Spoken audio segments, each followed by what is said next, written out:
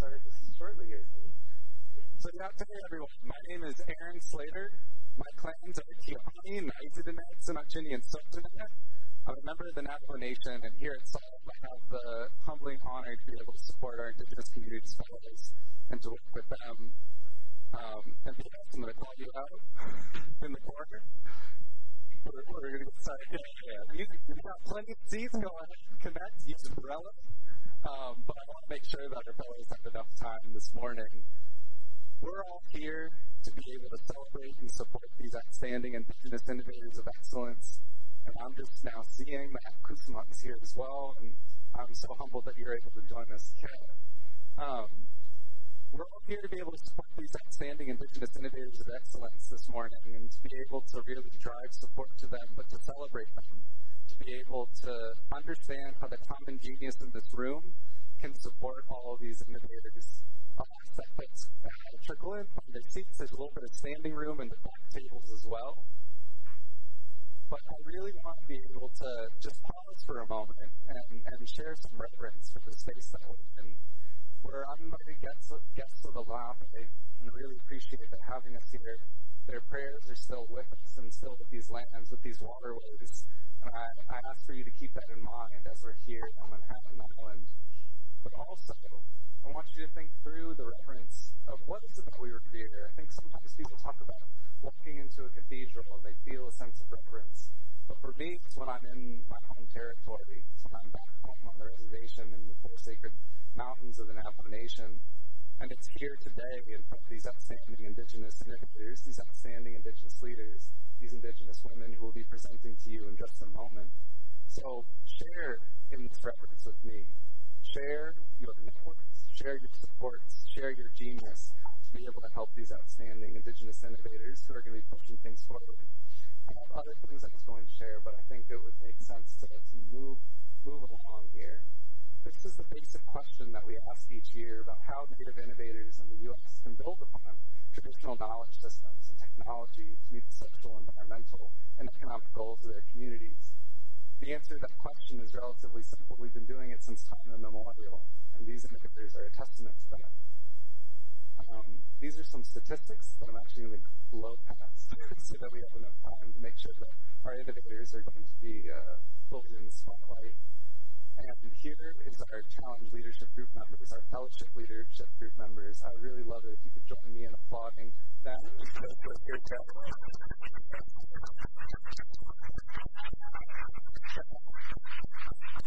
Really, really outstanding, and for all the support they provide. And without further ado, we're going to be moving on to the best part of today, from my perspective. I'd like to introduce you to Brittany, and Brittany's going to share more about her solution. Yeah, please join me in welcoming Brittany. Thank you, Aaron. Yate, Shea Brittany Jean Shia, Kia Ani Nishlin, Toheglini Bashichi, Twatani Ada Shiche, Withatni Ada Shina. Hello, everyone. My name is Brittany Jean. I'm originally from the Navajo Nation. My background is in user experience and user interface design. And I have expertise in higher education. So to get started, give a little bit of background. The Navajo Nation does an excellent job of supporting to the best of its abilities. The Scholarship Office is in place to help fund our students who want to seek a four-year college or a vocational program. In 2018, roughly 15,000 students applied. 49% of them were denied. 45% of them were denied due to a missing application or an incomplete application. So, like my ancestors, I saw a problem, and so I chose to observe it more.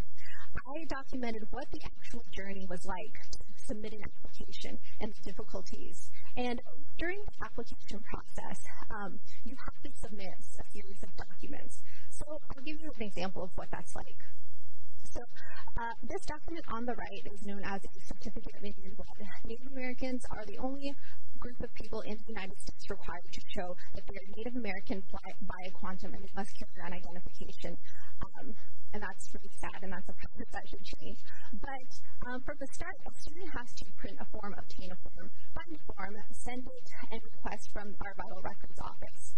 So that's two people, the mail organization, then the Vital Records office that's responsible for getting the paperwork. It then goes back into the mail and to the final office, where it is again held by two other organizations. At any point, if there is a disruption in this process, the student is responsible. So if that mail goes missing at any point, they're very likely to not be able to get funding. And that's really sad for a population that's already struggling to get resources. So my solution, phase one, is to create a better web-based application to help staff and students in this process, and to also create a application that communicates with the students to know where your paperwork is, to know who handled it, to know when to turn things in. There needs to be a two-way communication that happens. And then phase two, build out this platform even more, provide college resources, have that communication all 4 years for students to combat something we know as brain drain, when students leave the Navajo Nation and don't come back because there's no jobs, there's no opportunity. If we don't send 50 students out there to become engineers, why don't we have at least 30 jobs waiting for them? Why don't we put our resources into projects that we know we have our students coming back to? And I chose the demographic of the college student because they're tech savvy. They're incentivized by having resources. And we do have some data. We don't have a lot of data, but we have some data on them. But furthermore, we could create this technology, build our own foundations that asks us our identity by how we want to be asked, not just by quantum. And we could build out to our nation and get resources. And when COVID hit, we tried to provide resources to our tribal members. But here in this line, these tribal members stood in line to ask where their money was, where their resources was during the pandemic, and they could not get information. So if we can structure the start of an app in a web-based platform, we can further bridge into other things and hopefully scale it into other nations. So thank you, and if you have any questions, I'll be back.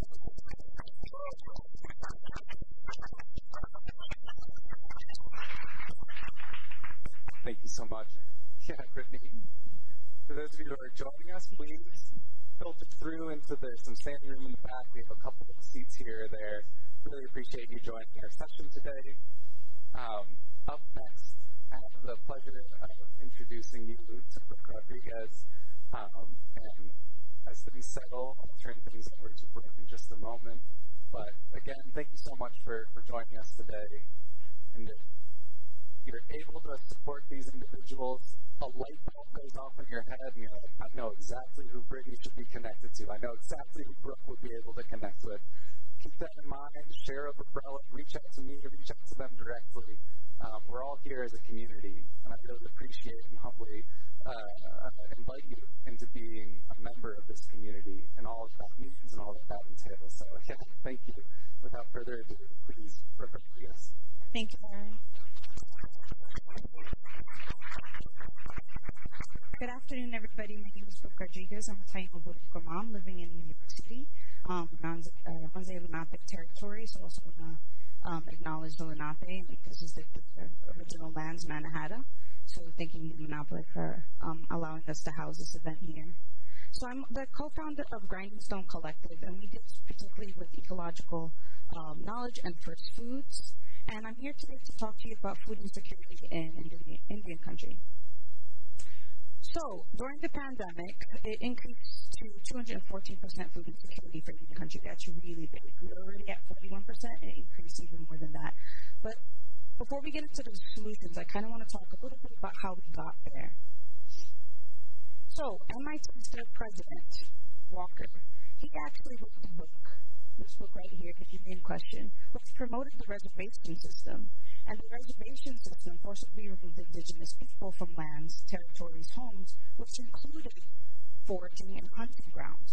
The result was 99% land loss. That land loss also comes with the genocide of ancestors, traditional keepers, and stuff like that, and access to food knowledge, and how to acquire food, and how to maintain our agrobiospheres. So at First Foods, we believe that the answer to this is indigenous food sovereignty. And through First Foods and ecological knowledge and promoting that, we are able to help with food insecurity in Indian country. So we have three pillars for our organization. We have education, reciprocity, and stewardship. And with education, what we aim to do is really take back our own education system when it comes to food culture and kind of like indigenous home economics in order to maintain our ways and really teach from one generation to the next. Because aside from culture loss, language loss, there's also food loss that happens and food culture loss. So on YouTube, we utilize this. We hire all traditionalists. We have produced about 40 plus classes at this point, including podcasts. And the cool thing about this is that we're actually able to kind of enhance that and add it to an indigenous metaverse. So all of our classes are now held in an indigenous metaverse that you can explore, look like a Zelda character. Don't stop touching the bison, please. That's what happens. And so this is kind of a fun way to explore that indigenous knowledge. Our second thing is rapid response, reciprocity, giving back to the community. So at this point, with our intertribal poplar pantries, we've been able to distribute about 8,500 pounds of food, including 4 bison. But one thing that we noticed is in trying to give access to traditional foods to traditional communities, is not that many indigenous food producers or where to locate them. So what we did was we created the largest searchable indigenous food producer database, which we are going to be also including eventually breast milk as well, and pantries of that sort. And this encompasses USA and Canada for right now, but we will be including Mexico and the Caribbean. So lastly, indigenous food security is nowhere without land back. It's just inseparable. Land rematriation is the most crucial thing to having sustainable food systems. We need to be able to control our land, to teach the next generation of stewards, and be able to develop that land using traditional methods in order to recreate our biospheres, our agrobiospheres in specific. So where we want to go eventually with First Foods is to regenerate agrobiospheres and maintain them through tribal and also intertribal communities so that we're able to always have food. And just thanking you for being here and kind of listening to the oldest tech that we have in the Americas.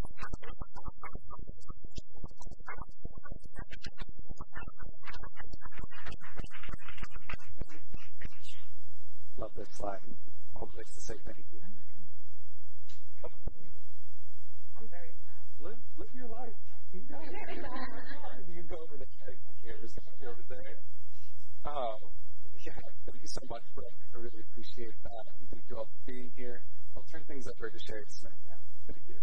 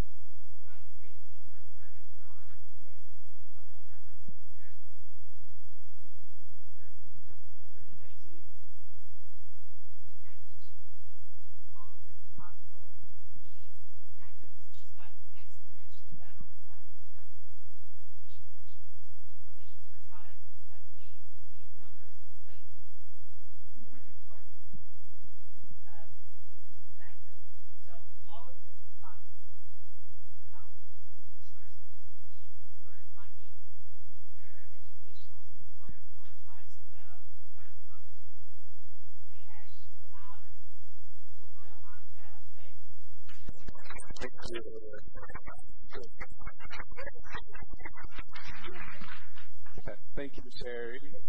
No, that's what it means. That's what it means to be in community. You can have a little levity. Well, thank you, everybody who's pouring in on the sides. I think we have a couple of seats throughout and some standing room in the back. But I'd like to welcome Creed to the stage. Please, let's give it up.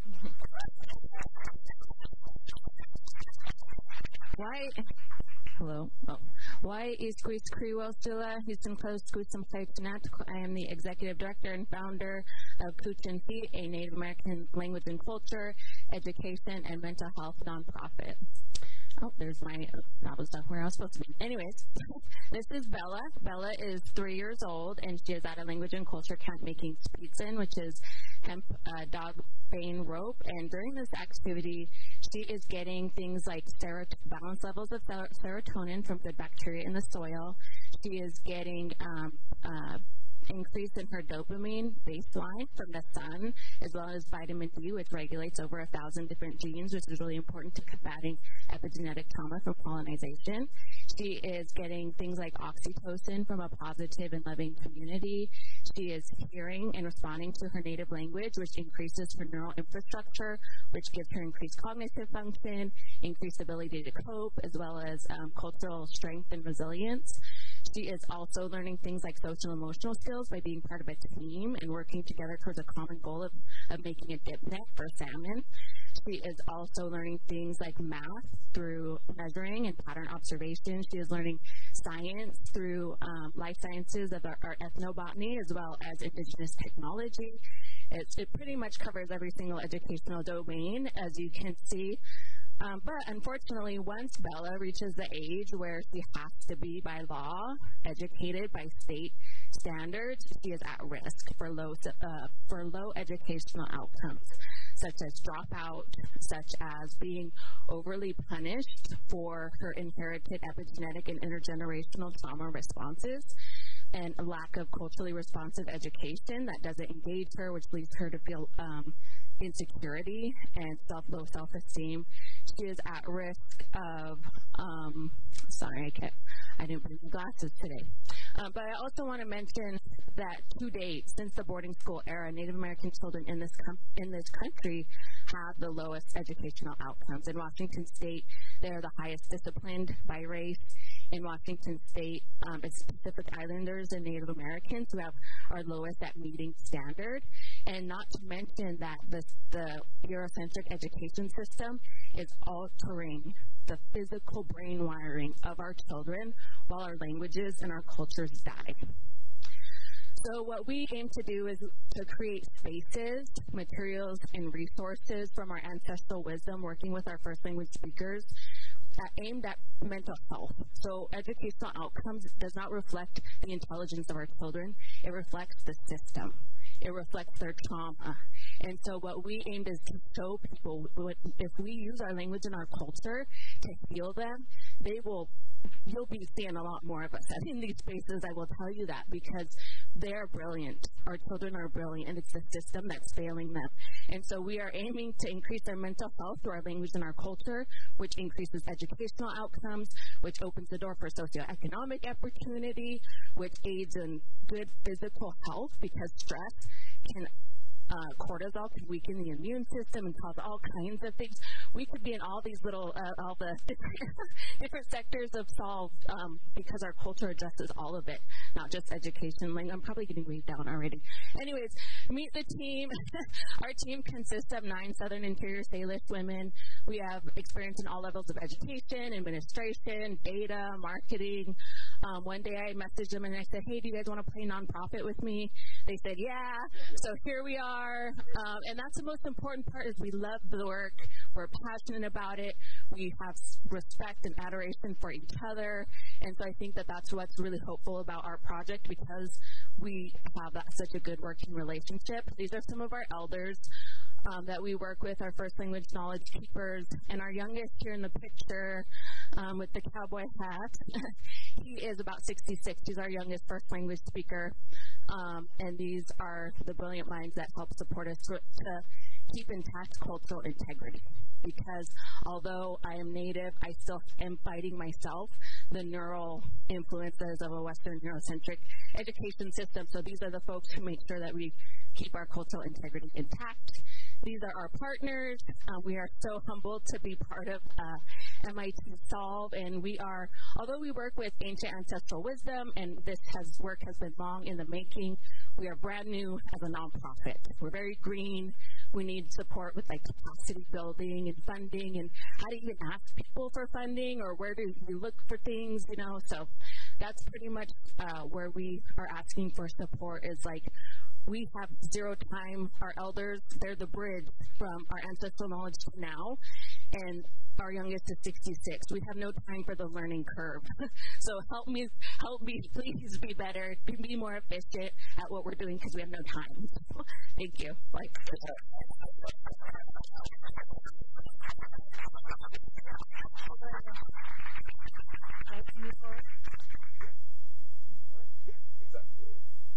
Thank you so much, Cree. Thank you all for being here. I really appreciate it. And as Cree was saying, the time is now, and there is such a thing as showing up too late. So I encourage all of you, as you're in this space, you're in this room, to contribute what you can. If it's your knowledge, if it's your Rolodex, if it's your own funds, or if it's your own genius, please, we ask for your support here and being in community with one another. Up next, we have Jacqueline Ingram. Can you join me in welcoming her to the stage? Thank you. Hi, welcome. Okay. Thank you all for having us here. This is really exciting to be here and share some of our work and get to know my fellows. Okay, my story starts here. This is in Iniltik, Alaska, a cabin where my great-grandmother gave birth to 9 children. It's still standing today. We're restoring, and someone else here has been there as well. But at this time, there was no running water, health access, hospital, electricity, heat, places like that to go to, but unfortunately that's still a reality in many parts of the world for women and girls, especially on Indian and Native lands. Did I move the wrong way? There we go. Okay, sorry about that. So Mana Mamba Annex Angkal is my solution, and this is bringing maternal child health into the home and across Turtle Island. Annex Angkal translates in Alutiiq to breath of a mother, and that the Niltik village tribe that we just saw was what I'm a member of. In early 2021, we launched Mana Mama, the mobile clinic with Healthy Mothers, Healthy Babies Coalition of Hawaii. So I'm a program director, midwife, lactation consultant. We go all over the island and serve people who would otherwise have access to care issues. Here I am in the middle doing a prenatal with a young Kanaka mom, and we found her unsheltered, and we're able to get her housing. And with our support, which included clinical care and virtual text during labor, she was able to have a success, a full-term baby, and a healthy mom. So in the fall of last year, launched the Health Access Line, which you see here. And you could go to this QR code now. It's up and live. And this is a HIPAA-compliant platform, which people are able to access 24/7 with licensed health professionals. So it makes really a sustainable model. By having everybody be licensed, you're able to get your questions answered anytime, day or night, or go into a telehealth situation. So expanding that here today, we'll next hire a Native American provider, another one. So as you can see, some of the population we work with right now, we've got Pacific Islanders, that includes all of our Micronesian Islanders, Native Hawaiian, and then AIAN. Even though this shows a very small percentage of number, I actually thought it was 3% and was just informed. Today we're at 2% of all the people we serve. We have a lot of these different issues you can see the problem. Late or no prenatal care, much more premature babies and infant mortality, and then higher incidences of maternal disease, violence, and injuries, also including maternal mental health and suicide. So some of the goals for today are to build capacity, really like bridge expertise like we heard about earlier. In year one, we want to collaborate into tribes, so really finding places that already have access to federal broadband programs or where there's not such a digital divide. One thing we've noticed is that maybe not everybody has a computer, but you have access to a smartphone, and it could use something like the telehealth line where you don't need an app to download, it's easily usable, and like I mentioned, HIPAA compliant and free.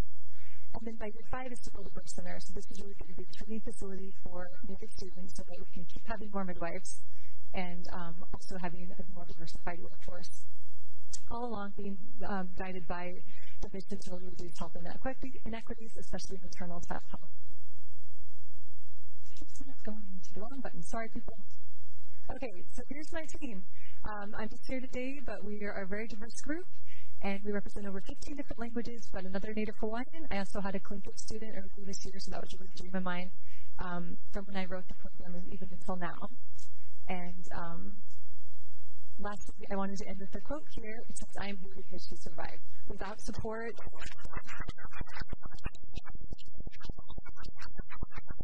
we will not be here. We will not live, survive, let alone thrive. So thank you, Kiana.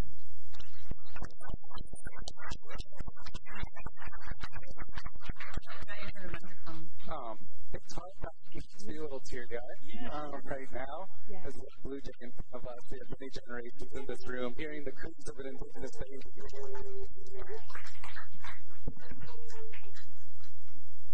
This work is very important, as you can tell, and it's very, very personal to so many of us in the room. So thank you so much, y'all.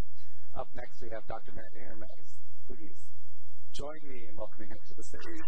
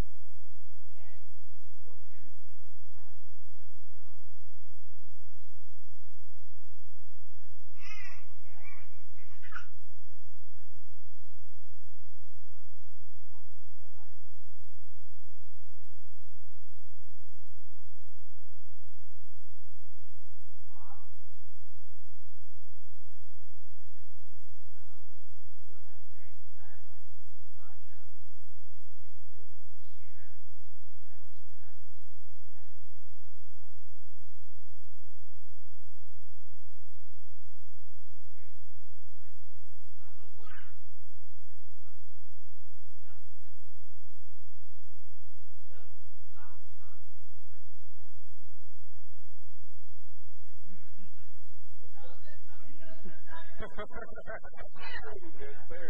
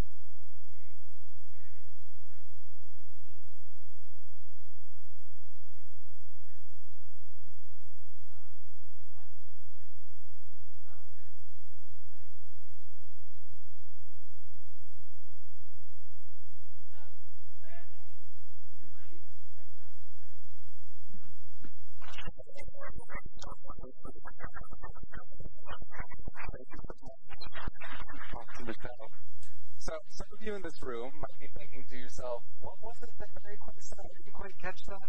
Lucky for you, we will be having an opportunity for you to meet with all the fellows, ask all the questions you want, offer the opportunities and supports that you can. And I'm welcoming Michelle to the stage now, Michelle Shebendoa. But we will have an opportunity right after this. If you have any questions, it's an old Indian trick. Don't use the microphone. They'll have to ask you questions afterwards. But I will turn things over to Michelle Shebendoa. Yeah, thank you.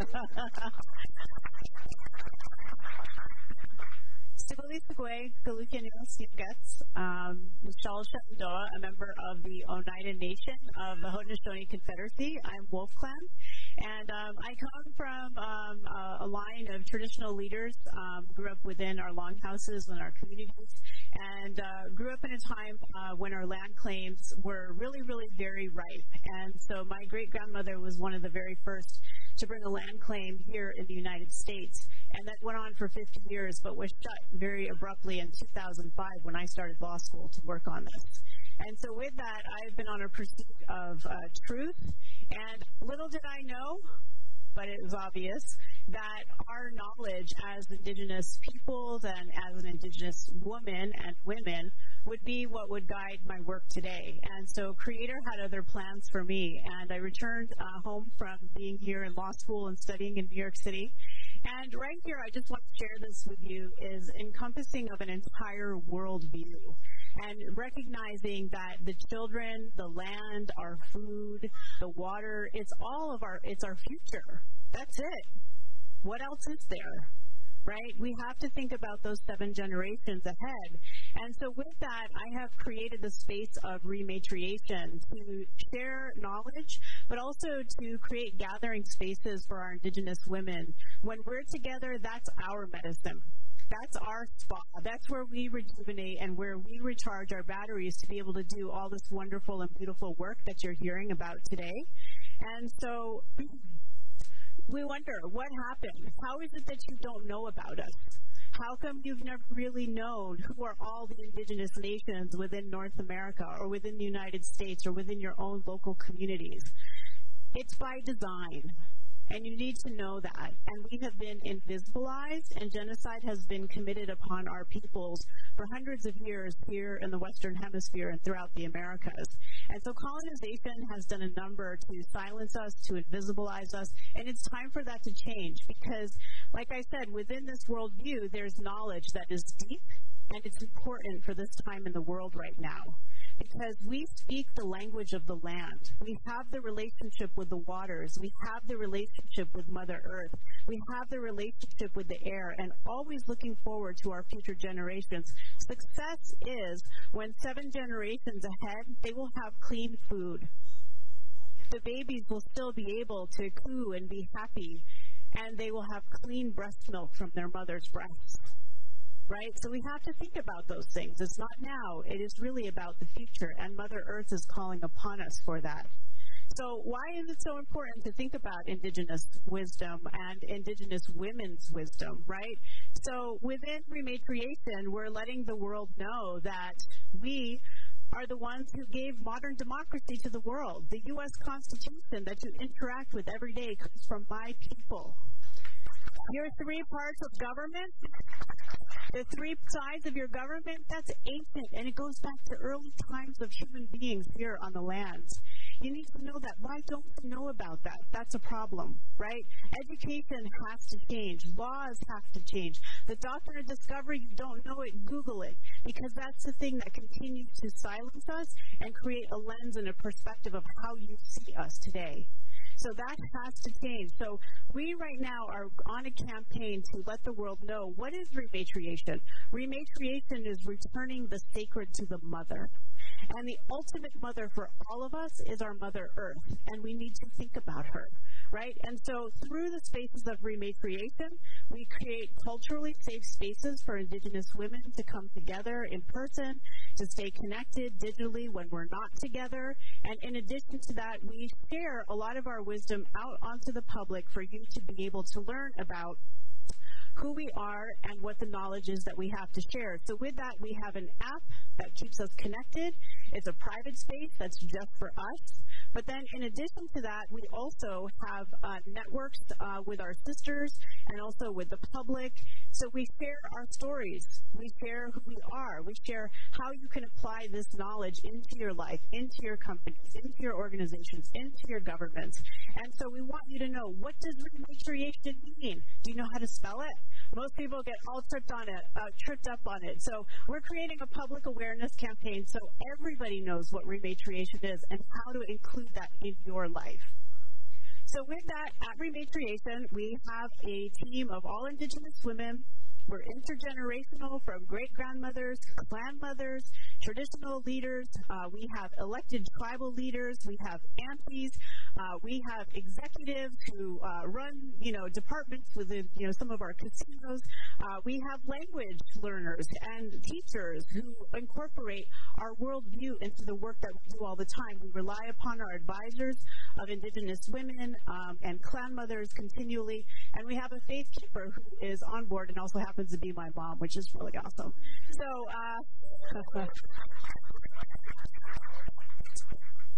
so with that, Rematriation, we've been doing this work for about almost 7 years now.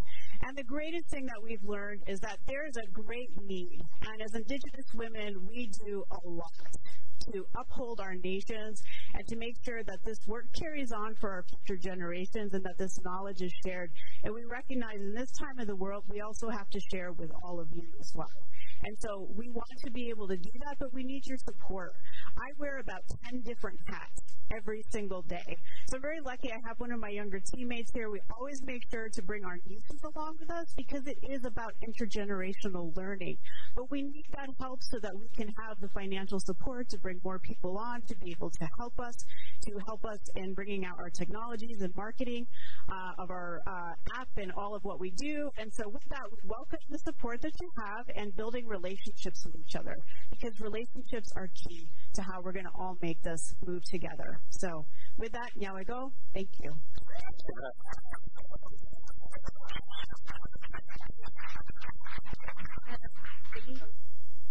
Thank you so much.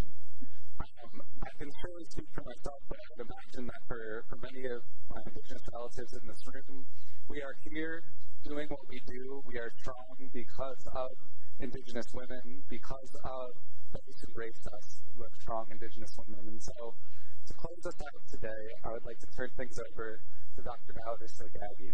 Val, please.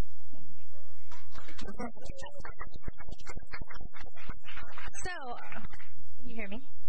Okay, so I think that they couldn't right before because I'm going to be talking about food, and it's almost lunchtime, so I see what you did there. So many times when I start talking, I always ask people, like, what do they think of when they hear the word farmer? And most of the time, it's an older white man. However, I grew up on the Navajo Nation, and I grew up around strong Indigenous farmers. And I don't know any males that actually farm. This is my aunt here. She runs a pretty big farm. She is pushing 60, but she works out like she's 22. Like she is intense. And so I am very proud right now to be representing the over 50% of the female Native Americans that actually operate farms in Arizona. So while Arizona's diversity, especially in agriculture, is huge, and they're leading the DEI in aspects of different types of cultures and race, and there's just so many different types of farmers there. They're actually really behind in governance, and so especially now in this climate where drought, and especially the Colorado River is now drying up, and many tribes depend on that. There's really no tribes that are at the table right now discussing this governance. And this is kind of where our program, Irrigate, comes in, which stands for Irrigation Resources Reaching Indigenous Growers and Tribal Entities. And so what we were really trying to do is make sure that there is cultural respect.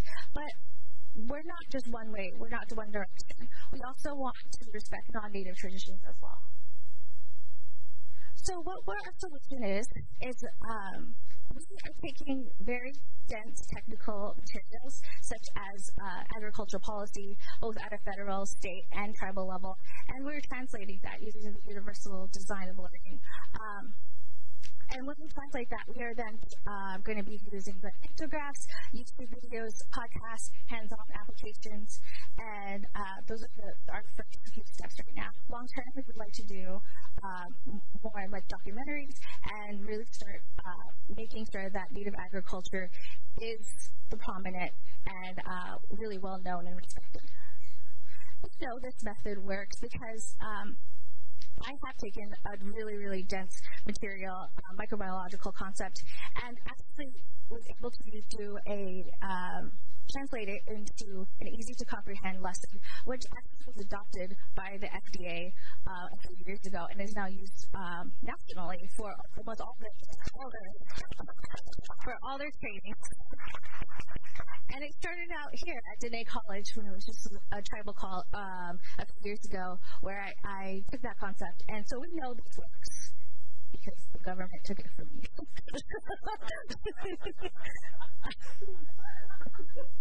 Okay, so also we really want to address that we really wanted to make sure that we have Native agriculture really well represented on the board. Right now, there's only, out of 58 members, there's only one person that identifies as Native American. However, in Arizona, 57% of all our farmers and ranchers are Native American. Yet there's only one person that can, I guess, try to speak for us. But yeah, we need to change that. So what we are asking right now is that we are really wanting to try to expand. Right now, we are still in the beginning stages. We are launching our huge website, hopefully by December. We are really wanting to make sure that this would be a good pilot and that we're using Arizona to be able to expand into these other states, such as New Mexico, Oklahoma, and Arkansas, where the Native agriculture is just expanding exponentially. So we believe at Irrigate that there is a solution to every problem. We just need to cultivate all the solutions together. Thank you.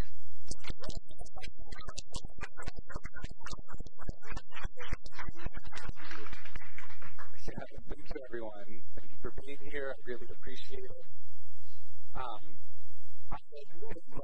I'll invite the fellows to all join us up on stage for just a moment. Please, Corinne, please come as well.